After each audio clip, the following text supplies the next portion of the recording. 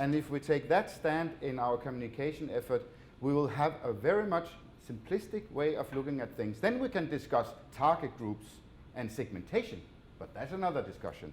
We can have different caps upon our heads, that's a different discussion.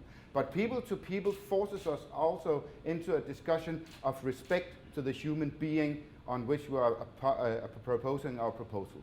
From the beginning of the 90s, that's where I started in business, so that's my history at the beginning, where we were talking about branding, and then we're coming up to conceptual branding, the conceptual consumer, when we are bidding soft values upon our product values.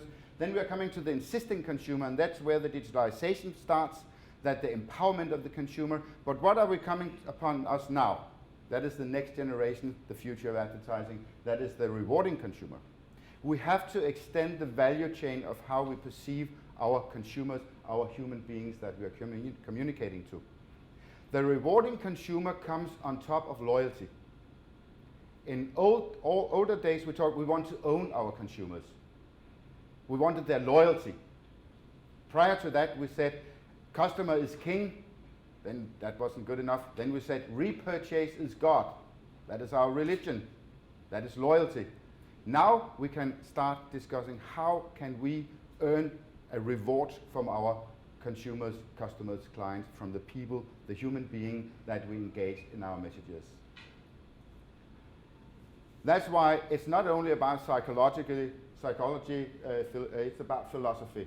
Karl Marx, which I'm a big fan of, he said it quite deliberately, surplus value is the general theme of our existence. Then he had his ideology he touched upon a couple of centuries. But we are saying philosophy is not about interpreting the world, but about changing it. That's also how we do with advertising and communication. We want to change it, change behavior, change attitude. This one I can talk about hours, but that is what I've taken out of being a part of future of advertising for the last 4 years. On top of that, I'm doing my interviews with management in Denmark and abroad, but that is what I'm taking out. What I'm taking out concerning the rewarding consumer are those 6 areas. Social media in a life is a life world, not a tool anymore. The border between public and private will disappear, if not already disappeared. Technology creates frictionless interaction between online and offline. Change is a constant real-time iteration. Caution, curation of information as opposed to control. Here we have the whole debate about trust.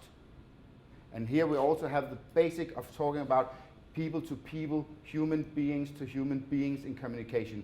How can we orchestrate advertising communication so they endorse us? I'm now at 6th level train spotting on Foursquare. I'm proud. I just reached it the other day. The consumer becomes a co-creator, if not already, and not just a recipient. Those are the shift in paradigms in how we're going to address communication in the future if we want to be relevant. And that means that advertising, instead of messaging all the time, has to step aside and orchestrating how messages are floating. One thing for sure comes upon us when we are doing this, and that is, I'm a sucker of one-liners. That's perhaps what I'm doing. Mobility or be stopped.